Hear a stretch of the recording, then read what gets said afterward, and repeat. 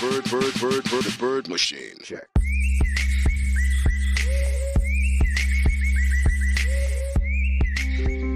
Hello কবুতর প্রেমী ভাই বোন বন্ধুগণ, আশা করি সবাই বেশ ভালো আছেন। আপনাদের দয়ায় আমিও অনেক ভালো আছি। প্রতিদিনের মতো আজও নতুন একটি ভিডিও নিয়ে এসেছি। আজকের ভিডিওটা ভেরি ইম্পর্টেন্ট এবং খুবই স্পেশাল একটি ভিডিও। তার কারণ হচ্ছে আমি আজ আপনাদের সাথে শেয়ার করব কিভাবে কবুতরের ন্যাচারাল ফুড দিয়ে আপনি কৃমির কোর্স করাবেন এবং সেটি সম্পূর্ণ পার্শ্ব প্রতিক্রিয়া মুক্ত, কোনো ধরনের কোনো সমস্যা হবে না। ইভেন এভিনিক্স বা অন্যান্য যেই কৃমির ওষুধগুলো রয়েছে সেগুলো খাওয়ানোর পূর্বে এবং পরে বেশ কিছু সাবধানতা অবলম্বন করতে হয় কবুতরের ক্ষেত্রে। তো সেই সব কোনো রকম কোনো ঝামেলাও এখানে নেই। তো আপনাকে আমি সেই বিষয়গুলো অবশ্যই সুন্দরভাবে বুঝিয়ে দেবো, যাতে করে আপনি সহজেই একটি ন্যাচারাল ট্রিটমেন্ট করতে পারেন আপনার কবুতরের কৃমির জন্য। তার আগে একটা বিষয় আপনাদেরকে আমি একটু বলতে চাই, সেটি হচ্ছে আপনাদের জন্য একটি আমি পেজ ওপেন করেছি কবুতর প্রেমী নামে। অবশ্যই এই লিঙ্কটি আপনারা আমার এই ভিডিও ডেসক্রিপশনে পেয়ে যাবেন, কোনো সমস্যা হবে না। এখানে সবাই জয়েন করবেন এবং চেষ্টা করবেন সবাই এখানে অ্যাক্টিভ থাকার জন্য। এখানে জাস্ট অনেকের সাথে কন্ট্যাক্ট করার জন্য চিন্তা করলাম একটা পেজ থাকতে পারে, আমার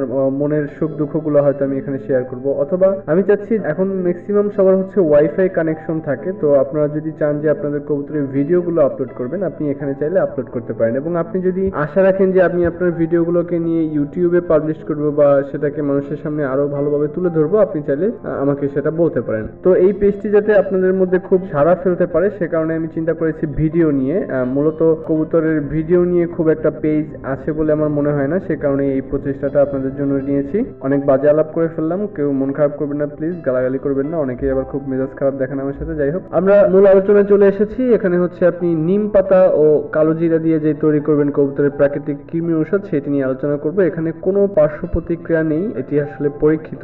আসলে পার্শ্ব প্রতিক্রিয়া হওয়ার কথাও না, কারণ হচ্ছে নিম পাতাও আমরা জানি যে খুবই একটি ভালো জিনিস, কোনো রকম তার সাইড এফেক্ট নেই। এবং কালো জিরা তো অবশ্যই সর্বরোগের মহা ঔষধ। আমি আপনাকে নিয়মটা বলে দিচ্ছি কিভাবে এটিকে তৈরি করবেন। আপনার যদি কবুতর খুব বেশি না হয়, অর্থাৎ 50 গ্রাম কালো জিরা এবং একটু মাপ করে 50 গ্রামের মতো কাঁচা নিম পাতা নেবেন এবং সেগুলোকে গুঁড়া করবেন বা বেটে নেবেন, পানি দিয়ে বেটে নেবেন, দুটাকে একসাথে মিলিয়ে, অর্থাৎ 50 গ্রাম হোক বা আপনার যদি কবুতর অনেক বেশি হয় 100 গ্রাম, এটিকে হচ্ছে আপনি একসাথে যে কোনো ভাবে ব্লেন্ড করে নিতে পারেন, একেবারেই মিহি করে ব্লেন্ড করে নেবেন যেটুকু পানি দরকার। এবং সেটার যেই সাইজটা করবেন সেটা হচ্ছে একটু বড় সাইজের ডাবলির থেকেও সামান্য বড় করতে হবে, কারণ সেটিকে আপনার রোদে শুকাতে হবে, একেবারে রোদে সুন্দর মতো শুকাতে হবে। এবং যখন আপনি শুকাবেন তখন পিকচারে দেখতে পাচ্ছেন যে সাইজটা, এই সাইজের একটি আকার ধারণ করবে। খাওয়ানোর নিয়মটা হচ্ছে যে কোনো বয়সের, অর্থাৎ যেই বাচ্চাগুলো খেতে শিখেছে 1 মাসের বেশি, যে সব বাচ্চাদের বয়স, তারা থেকে একেবারে সব সিস্টেমের কবুতর, অর্থাৎ যারা ডিম পারবে বা যারা ডিম পেরেছে বা যে কোনো কবুতর নরমাদি সবাইকে আপনি খাওয়াতে পারেন। খাওয়ানোর সিস্টেমটা হচ্ছে বিকালে, যেদিন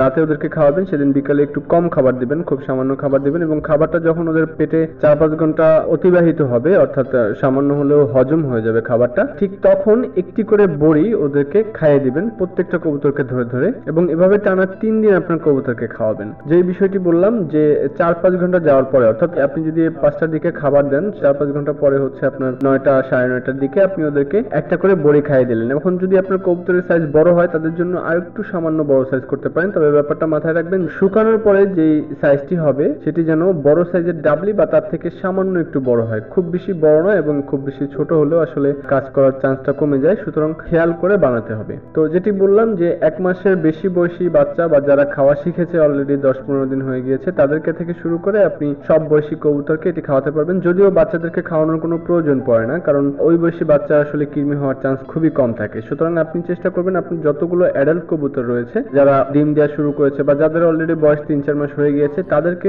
সবাইকে একটি করে এই ধরনের বড়ি খাইয়ে দিতে। এবং সেটি কখন, অবশ্যই বললাম যে খাবার যখন হজম হয়ে যাবে, বিকালে খাবার অল্প দিবেন, খাবার যখন হজম হয়ে যাবে অলরেডি 4-5 ঘন্টা হয়ে গিয়েছে, ঠিক তখন একটি করে বড়ি আপনার কবুতরকে খাইয়ে দিবেন। আশা করি এভাবে 3 দিন পর পর আপনি যদি আপনার কবুতরকে খাওয়াতে পারেন, অবশ্যই আপনার কবুতর খুব ভালো মতো কৃমি পায়খানা করবে এবং আপনার কবুতর কৃমি মুক্ত হয়ে যাবে। তো এরকম আরো বেশ কিছু ন্যাচারাল ট্রিটমেন্ট কিন্তু রয়েছে এবং আমার মনে হচ্ছে যে এখন প্রায় সব ধরনের রোগেরই, লাইক সালমোনেলা থেকে শুরু করে কৃমি বা এই টাইপের যেই কবুতরের রোগ প্রতিরোধ ক্ষমতা বাড়ানোর জন্য ট্রিটমেন্ট রয়েছে, সবকিছু ন্যাচারাল ন্যাচারাল ট্রিটমেন্ট রয়েছে, সুতরাং খুব সহজেই এখন কবুতরকে ন্যাচারাল ট্রিটমেন্ট দিয়ে ভালো রাখতে পারেন। তো সবগুলো বিষয় নিয়ে আরো ভিডিও আসছে, আপনারা আমার সাথেই থাকবেন আশা করি। এবং অনেক বেশি বকবক করে ফেললাম, অনেক তাড়াহুড়ো করেই বলেছি, তো আশা করি আপনার ভালোই লাগবে। এবং এই বিষয়টি অবশ্যই আপনি অ্যাপ্লাই করবেন। কবুতরকে কৃমি ওষুধ যেটা এভিনিক্স বা অন্যান্য যে ওষুধগুলো রয়েছে সেটা খাওয়ানো কিন্তু একটু রিস্ক।